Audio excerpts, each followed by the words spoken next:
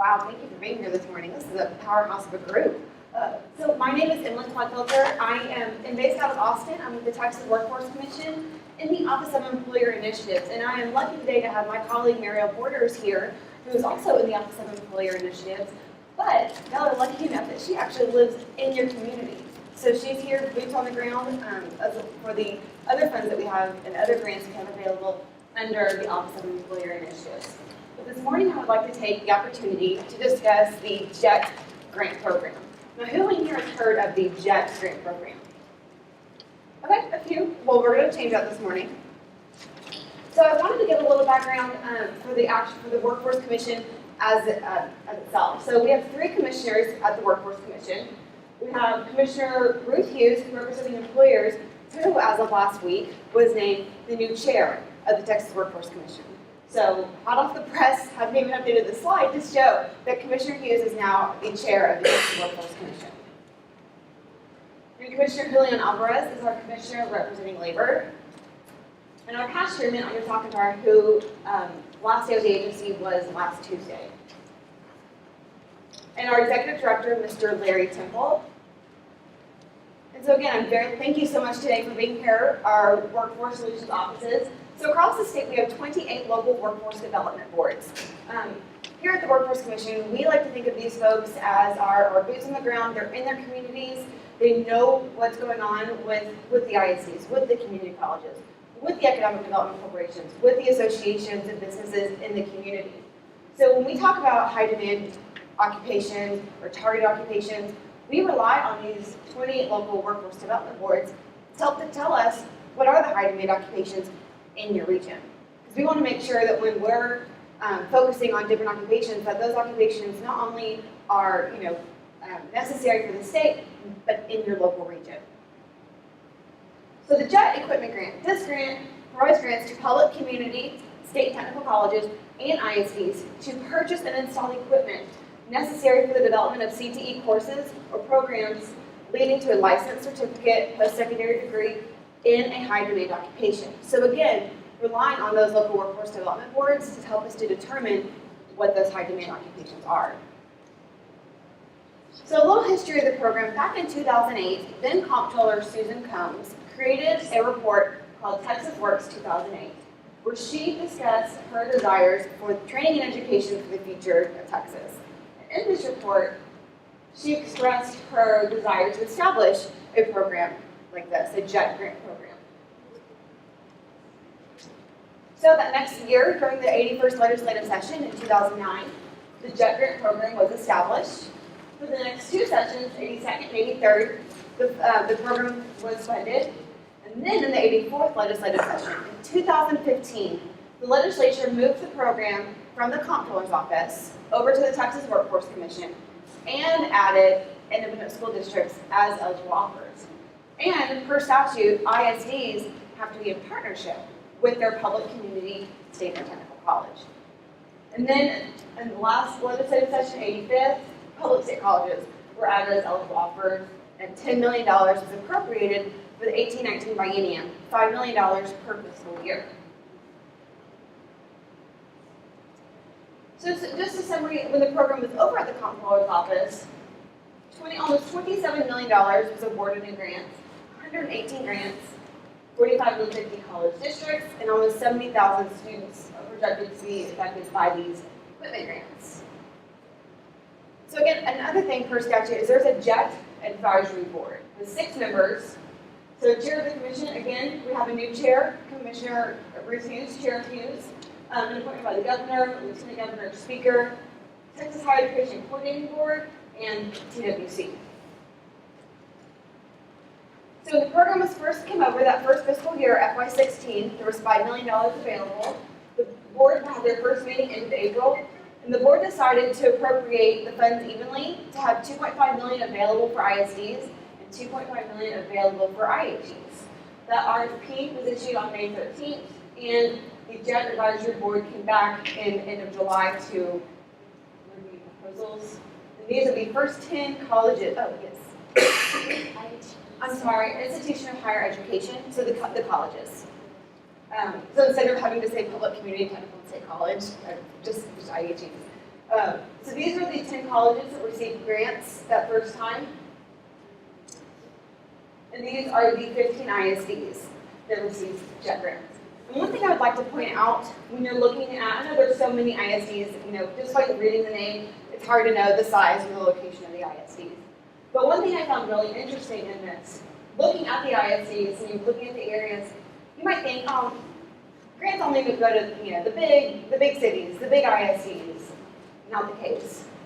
Many of these ISDs are very small, very rural, yet still were able to receive JET grants. So I just wanted to make sure to point that out, because I think a lot of times rural communities might think, oh, we're not, why would we do this? We're so small, we're not going to be able to do a grant.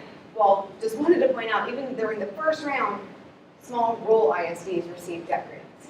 And you can see the amount. For this round, the grant funding was $50,000 and $350,000. And so one of the ISDs that received a grant was Harlingen ISD. They partnered with TSTC, and they decided to do a grant to repair their auto body shop, or to purchase equipment for their auto body shop. And so they did a video to show right when they got the grant, what they were wanting to do. So I wanted to show this video to you to kind of show an idea of what these grants can really do.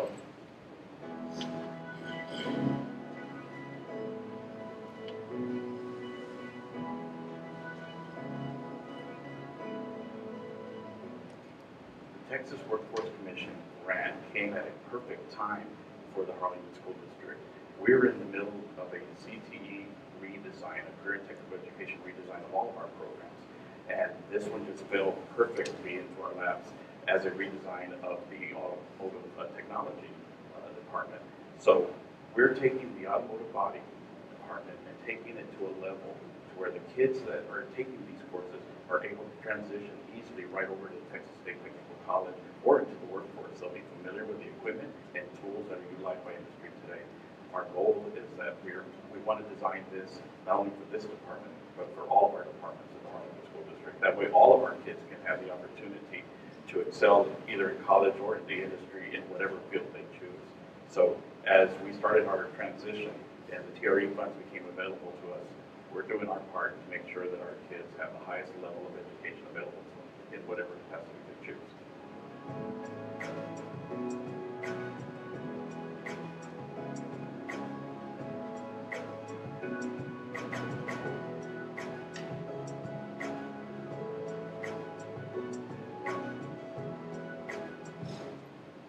The students are excited. They're willing to help out with whatever needs to be done on their part, of course, but they want that exposure. They want to see where it's going to lead, what they can get throughout the year, and just really jump on the ride and enjoy it.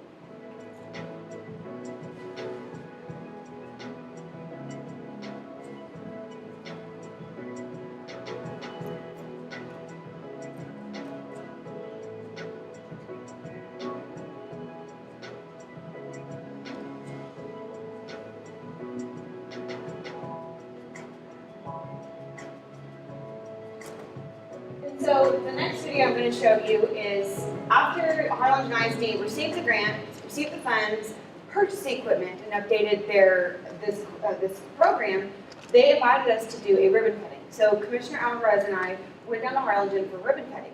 And one thing I found really interesting while we were doing the ribbon cutting is they pointed out that they had, I believe it was five different people from 5 different auto body shops, car dealerships, in the audience, because they had utilized these folks from industry to determine what equipment they needed. So that when these students were trained, they were immediately ready for the workforce. There was no additional training needed. They knew the up-to-date equipment that these industries were using here today, so that these students were workforce ready the moment that they got that certification and the moment that they graduated. So I thought that was a really interesting way to really maximize the use of these funds. So they did another video, a short video, to show what they did with these funds and the equipment. This has affected my life greatly because now I know what I'm passionate about and what I'm passionate about. I love art, I drawing and everything. And I feel like in auto collision, a car that's speeding up or whatever, that's your canvas. And the way you paint and everything is with the work you do to it to make it the best outcome in the end. We have gone through an immense redesign of our auto body program because of the grant that we were awarded. What we've done with this grant is we've provided a makeover of the whole shop from what it was to a complete industry standard level shop. With the I-CAR curriculum, they're able to go into a lot more detail as far as training as a technician. With our spray booth that we did get, it's a new semi-downdraft heated booth. Will actually show the students what it's like in industry, spraying at a higher caliber, and of course producing a little bit faster on the end result. The spray simulator is another big thing here inside the shop because it's not only inside the actual shop, but it shows the virtual reality simulation of how it is when they spray too much material or even too little material and putting it in their hands. We also do have the frame machine, which we've never had that inside here. It does give us the simulation as far as how wide our bodies of the vehicle are, any damage that's on there, and how we can go back and correct it. For the students, I'm very excited. What I'm looking forward to is being able to apply everything that we have inside here and have the students go full force on it. Anything that they can learn with this new equipment, I'm excited to teach it. We here at HCISD have done what we can to provide the most opportunities for them so they can be successful once they leave our district and enter the building.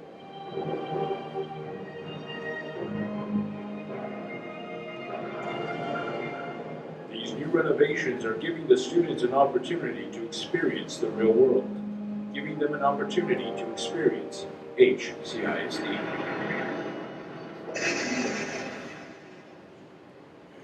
Okay, so I wanted to show you those videos because pictures are worth 1,000 words. So sometimes it's, you can get a better idea of what these grants can really do by seeing it in action. And so again, having the city here, having economic development partners here is music to my ears because, as I mentioned, they had industry involved from the beginning, and I think that really shows, not only with your workforce board as well, talking about what occupations and everything, and having your community college involved. So this is already a recipe for success in the room. So I'm thankful for everyone here today. And so, as I mentioned, they had a ribbon cutting. At TWC, we like to celebrate. We like to celebrate these grants. And so this is some examples of track presentations we've done with our commissioners, where they've gotten out and again here, I believe this was at Laredo Community College. Chair Hughes really getting involved in testing the equipment that they got for their nursing program. So our commissioners are very, very supportive of this grant and really get out there to celebrate, as well as our other grant programs. So FY17, last year, $5 million was available. The board split it the same way. Minimum grant amount $40,000, maximum $350,000. The RFP went out in October. Board met in January. So again, these are the 10 colleges that received grants that time. And as you can see, the grant amounts and the occupations that they received grants in. And also, all of this is on the JET website as well. So if you ever want to go back and look, because I know it's kind of small on your page, that information is on the JET website. And then these are the 16 ISDs that received grants. So again, a very good mix of small and rural and all different types of ISDs. So again, $2 million awarded, 51 grants was awarded for this biennium, 20 to colleges, 31 to ISDs.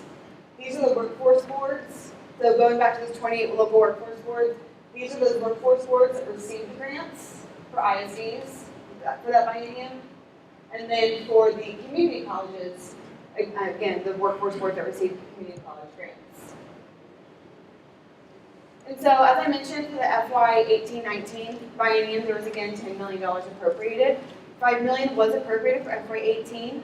Those grants are still in the process, so we do not have names or are able to announce those names as of right now. But there's another $5 million available in FY 19. And so that's why I'm so excited to be here today, because this is when the conversation starts. It's not just a signature, it's a conversation with your local workforce board, with your community college, with your EDCs, with your city. And this really is such a recipe for success. So that's why I wanted to come here today to introduce the program, explain a little bit about the program, so that you can again, go ahead and start having those conversations and learning more about what is needed in our community. What what direction do we really want to take? There are certain courses or programs that we've overlooked or that are really needed right now. So that's why these conversations are so important. Well, again, so as I mentioned, there are several grant programs under Office of Employer Initiatives. And Muriel today will talk about a couple of them. What makes JET different is that it is competitive and that it's not an open process, like Skills Development Fund, which I know Paso Community College is very familiar with. Congratulations, by the way, for your recent grant. Which is open-ended, which at any time they can, talk to Muriel, talk to their local workforce development boards and work on a grant. JET, it's a request for applications. It's an open date and an end date. So I guess my recommendation is, it's based on a lot of data. It's based on a lot of facts and figures. The old RFA is out there.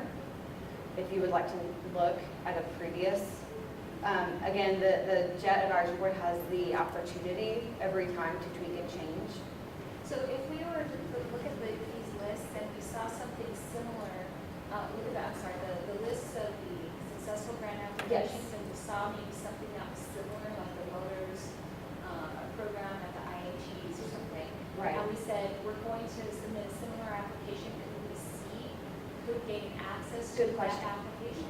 Yes, through an open records request, which if you email me, I can email you the instructions to request that. Absolutely. Yes, that's a much easier way of answering it. Yes. Okay, great. So you can email me, and because that actually happens quite a bit, I get those requests. So I have the verbiage to send you to a couple of different ways of you to request those applications. Great. Good. Yes. Yes, ma'am. Is the deadline for this next round also October? We do not have a set date at this, no, we do not have a set date. But again, we make sure to, whenever that RFA is issued, we really try to do our best to get the word out there. We send an email, we do an announcement that I send out to all the ESCs. Muriel sends it out to her folks. Or I guess we'll be sending out to her folks whenever that comes out. So we really do try to get the word out as best as we can. Again, there is an RFA notification email list. So again, if you email me asking for that, I can email you the instructions to sign up for an RFA notification list. You'll get all the RFAs at TWC, so you'll get notified of all of them. But that is a way to be notified for whenever a JET RFA is issued. Thank you, Emily. So I'm just going to talk a little bit about some of the other programs that we have under the Office of Employer Initiatives. One of the programs that I'm the most familiar with is the Skills Development Fund. The Skills Development Fund is also open for institutions of higher education, IHEs, and for businesses, consortium of business or business trades. So basically, the college is the applicant, and the college works with the business to develop a customized curriculum for that business, and the college will deliver the training to the business at either the college, the business. So some of the requirements for the Skills Development Fund program is that the business be up to date with their unemployment insurance tax. The business can apply for up to, or the college, for up to $500,000 per business. So if it's a consortium of businesses or trade union, each business under that consortium is eligible to apply for $500,000. The training target for Skills Development Fund is $1,800. That's the target that we're looking at for skills development. Some, we can ask for waivers, but very competitive. It's not a competitive process where you have to fill out an application. The college does that, but businesses, colleges aren't competing against each other. There's a very short application process, but the college does all of that. So for Skills Development Fund, there's no there's no business size limitation. It can be a small business, it can be a large, medium, large business. If it's small businesses that are all in the same industry, they can actually put together a consortium of businesses. That way that there's more funds available, there's more training hours available to the businesses. So I also want to tell you about the Self-Sufficiency Fund, and you have a flyer for that. So Self-Sufficiency Fund is a little different from skills development in that this program is available to do training for people who are unemployed, underemployed, at risk of being dependent on public assistance. There are some requirements for skills self-sufficiency fund. The person cannot be making, if they're currently employed, they can't be making more than $37,000 a year, and they have to have at least one dependent child. So under self-sufficiency fund, the training has to lead to a certification in one of the target industry clusters. So a nonprofit is an eligible applicant for self-sufficiency fund. A nonprofit, a college, or IHE is an eligible applicant for self-sufficiency fund. And I want to talk a little bit also about skills for small business. So skills for small business, it's not a customized program, but it's available for small businesses that have 100 or fewer employees. And if you flip that purple card that you have over, skills for small business is actually on that side. So skills for small business is for employers that have 100 or fewer employees. It's not customized training, it's basically training that's off the shelf. So whatever the college or IHE would have to offer, the employees can take that. So you can train one employee, you can train up to 5 employees. The target on the skills for small business, it's $900 for an incumbent employee and $1,800 for a new employee. That's skills for small business. On all of these programs, the business has to be, so we do a regulatory review for all of these programs. So the business has to be up to date on their unemployment insurance tax payments. They cannot have any adverse judgments against them. They can't be going through layoffs or have gone through one within, I believe it's a year period. So that there are some kind of things that the business has to pass. Oh, and one of the most important things for all of these, the employees do have to be meeting the prevailing wage for the region. So I'm sure you all are familiar with the labor market information. So within the 25th percentile is what the employees for these businesses have to be meeting for the Borderplex region in order for the business to be eligible to put them through. If the employees are not at that prevailing wage, they have to be at the prevailing wage by the time they complete the training. So that is a requirement for any of these programs, for the skills programs. One other thing that's important about these programs is that the employer will at some point have to release Social Security numbers to Texas Workforce Commission and the college. It's been a kind of a struggle with some businesses because they are not willing to release that information, and unfortunately, we can't go forward with the program. That's one of the main things. Once the business, they're fiscally sound, everything's fine, they're paying prevailing wage. If they're not willing to release the socials to Texas Workforce Commission and the college, then they can't go forward with these, unfortunately. So I think that's a really important thing to know about these programs. So that's all I have. Oh, we have 2 other programs. We have High Demand, and we have the Texas Industry Partnership Program. Those are available to workforce boards and economic development corporations to apply for, and they're primarily equipment training startup grants. Am I correct on that one?